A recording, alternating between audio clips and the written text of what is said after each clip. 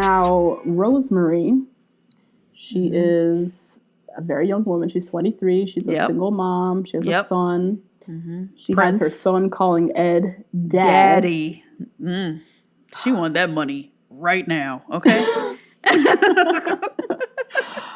I can't.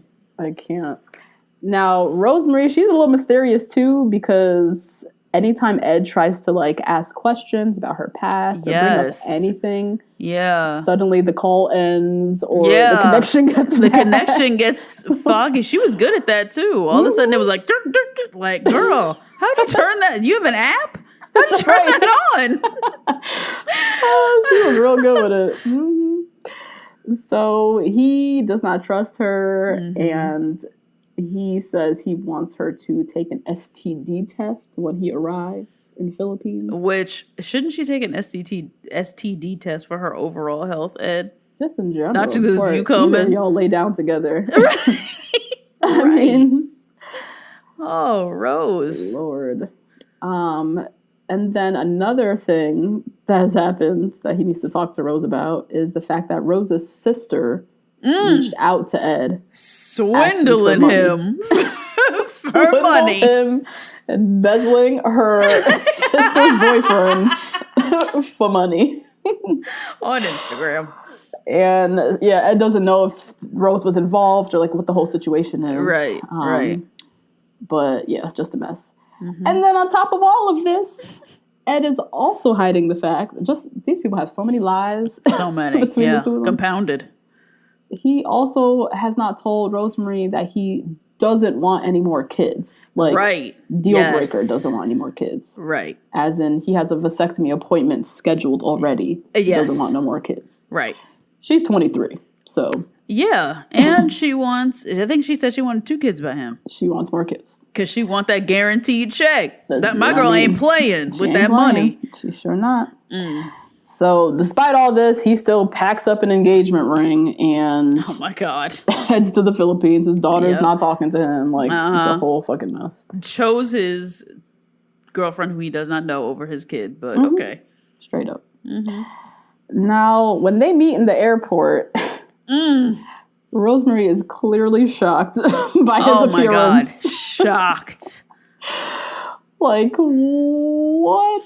She's like trying to put on the good face. And trying to be like, but also it's like, what the fuck is this, man? Like, what is this? What is this? And I don't know if you did these this week, but I sure did them. This is where Rosemary got my invite to the cookout, literally as soon as we laid eyes on her, okay? Because there's no poker face.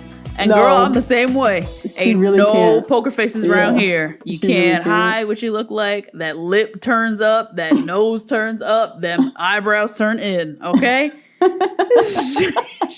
was like, You can tell she's like trying to be polite and like smile, but it's also like, ew, what is that? What? How long you gonna be here for? What? Oh God. Oh Lord. But she's been talking to him through video, so she knows what he generally looks like. I guess she's put off by the height and the just his whole stature and the whole look is a lot to take in. It is a lot. It's also very unique. I have not seen anyone who looks like Ed. I've never seen anyone like this. You know? The closest would be the Penguin Man from Batman Begins. Batman. Whichever Batman that was. Oh, God. It was Danny DeVito played Penguin guy.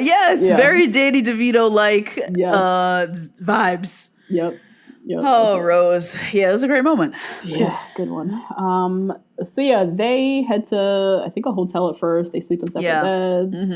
And then the next day, she like takes him to the market and spending his money. She got her man out here. She's out here spending money at the market. Oh. Telling people to keep the change. Snatching that money out that wallet. Oh, you can't do that conversion, but I got it. I know that dollar. Okay. Oh my God. I love it. Hilarious. Yeah. I love it. She was not playing. Yep. And then now Ed, he has all these secrets, all these demands, all these things. They have dinner. He tells her he needs her to take an STD test. She obviously did not take that very well. Right. Because the insinuation of that is that you're a dirty, cheating woman. Exactly. Yeah. Or like that you're going to like infect pristine angel me. You know what I mean? Right, exactly. If he said, let's take one together, that would be something else. He didn't say that, though. He didn't say that, which he could have, but he didn't want to. Take one. So she was not about that life, was pissed and left.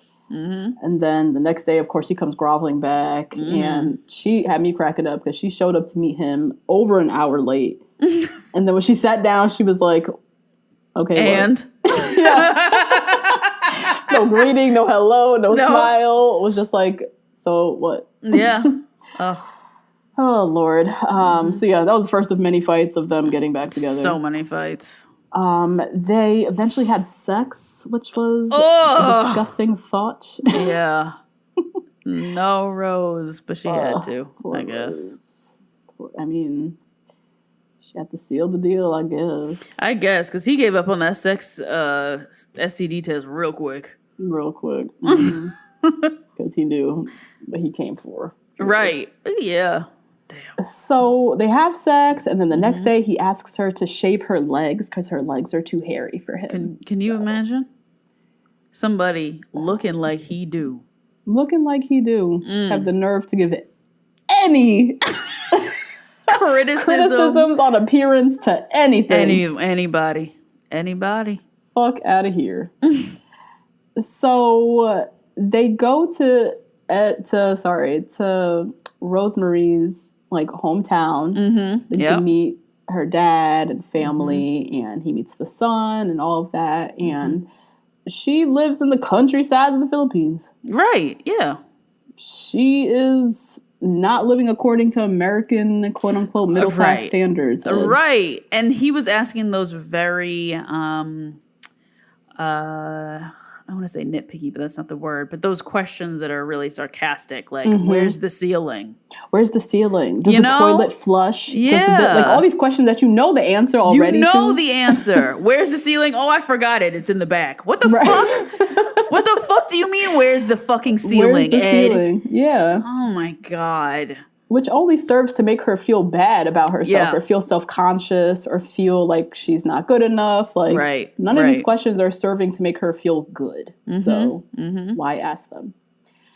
And so she's excited because this is her life. This is her family. She wants to show him her life, her family. Her dad, she's still only 23 and living at home. And so her dad is very much like, who is this man? Like, I need to see him. Yeah. Like what all fathers do, basically. And it looks like she had all sisters. So it looks like the dad is like, watch my babies. Exactly. So Ed spends the night, which was a big mistake and a big old mess. It was a sweaty one. A big, sweaty, disgusting mess. And he just, from the way he was acting when he walked into the house, he should have immediately been like, you know what? I gotta go. I'm going to stay at a hotel. Yeah. And just leave it at that. Yep. Don't, not in an offensive way, but just know that you cannot sustain a night here, and you know that about yourself. Don't put her, you, or none of that in that situation. Just go to a hotel and call it a day. Yeah.